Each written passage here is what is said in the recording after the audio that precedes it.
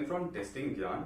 So if you have ever attended automation testing interview or you are going to attend automation testing interview, there is more than 90% of chance that you have been asked or you will be asked to explain about automation testing framework.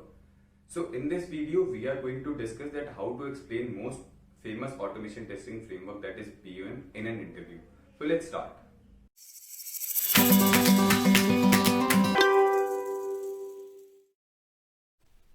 So guys, here you can see I have divided different components of framework into 6 parts.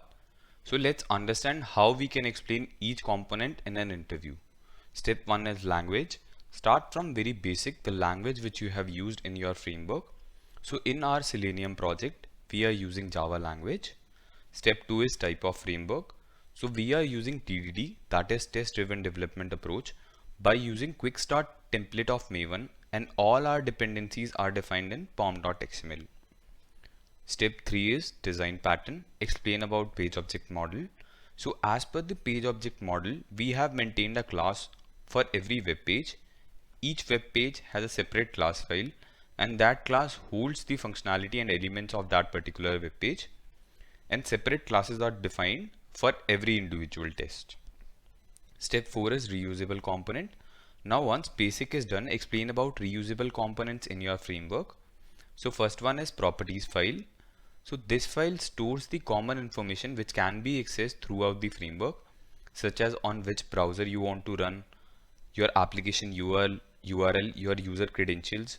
Keeping these details in config file makes it easy to maintain and use. Next is base class. So base class deals with all the common function used by all the pages. So this class is responsible for loading configurations from property files, initializing your WebDriver and implicit weights. Next is utility class. So utility class stores and handles the functions which are repetitive in nature, such as weights, capturing screenshot, accessing data from Excel, sending email, which can commonly be used in the entire framework. Step 5 is screenshot and test data. Move on to explaining how you are capturing screenshot and maintaining your test data.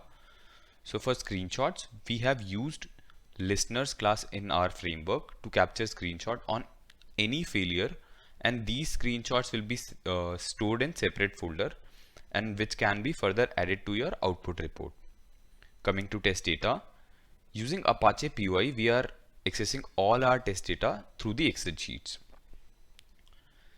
Step 6, continuous testing. Last but not the least, explain about continuous testing. So first is TestNG.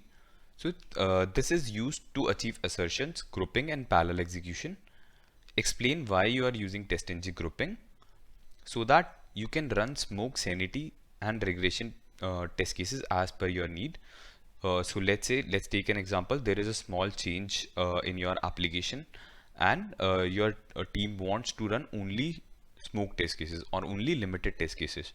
So herein this grouping feature will be very helpful for you if you have already defined the test cases and segregated into smoke, sanity and regression. So whichever request came in, so as per it you can execute those test cases. Next is version control. So Git or SVN, whichever version control you are using to manage your code, tell them that we are using Git to manage our code. Next is Jenkins to achieve continuous testing.